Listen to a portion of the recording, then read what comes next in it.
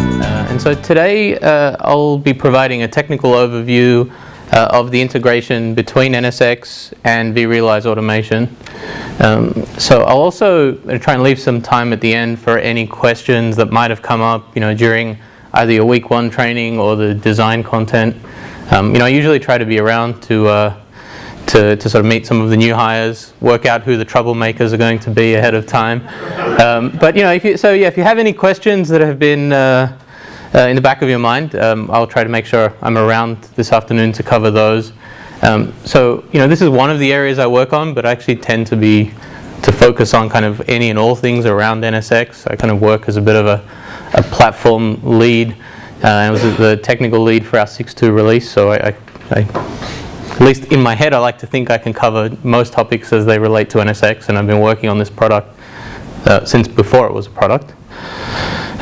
So today, when we talk about NSX and vRealize automation, one of the points that I wanted to make is that more so than just a CMP, and because when it comes to NSX, we have I guess you could say, an any CMP strategy where we want NSX integration and consumption through multiple platforms, because we realize there's no such thing as one type of automation or cloud management system to cover every requirement. So we have vRealize automation that we'll talk about today, very targeted at enterprise private cloud use cases.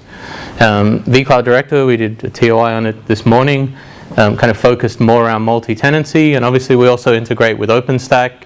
Plus there are a number of other automation and consumption options for NSX that don't involve CMPs. But the reason for me saying it is that when it comes to vRealize automation, this is actually more so than us just saying here's an API spec for vRealize automation to consume. It's actually joint integration.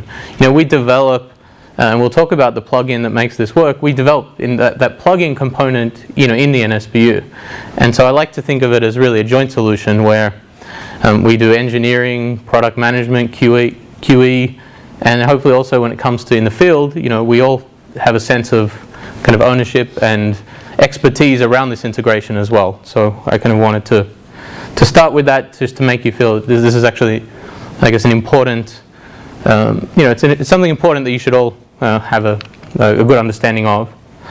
And the reason why is that, that combining NSX with a cloud management system really shows the power of automation that network virtualization enables. It's one of those great use cases for network virtualization.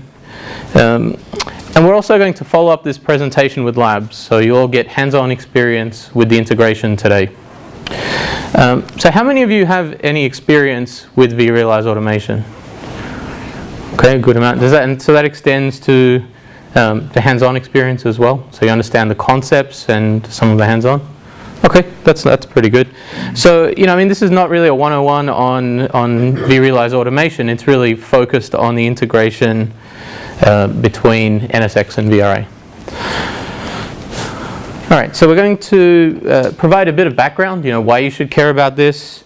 Then we'll talk about network profiles, which are really key to consuming the integration. Then I'll talk about some of the key use cases the integration enables, what's the feature set we have today, deployment considerations, so what you need to know about when you're deploying NSX and VRA.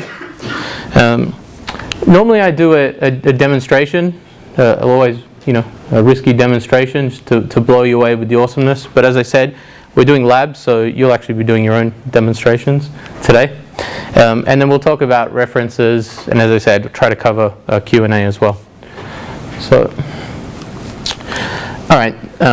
So given this is now week 2 of the NSX training, I certainly hope I don't need to explain why NSX to this audience. But obviously NSX provides us a set of virtualized networking and security services. So things like logical switching, routing, firewalling, and load balancing, plus, as you've seen, a set of constructs like security groups and tags that allow us to now apply our security policy in an automatable manner, decoupled from the underlying infrastructure.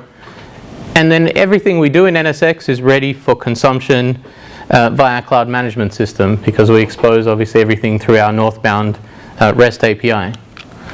So if we look at kind of a typical application here containing web app and database virtual machines, well, NSX can provide logical switching to give us that layer 2 connectivity between our component virtual machines.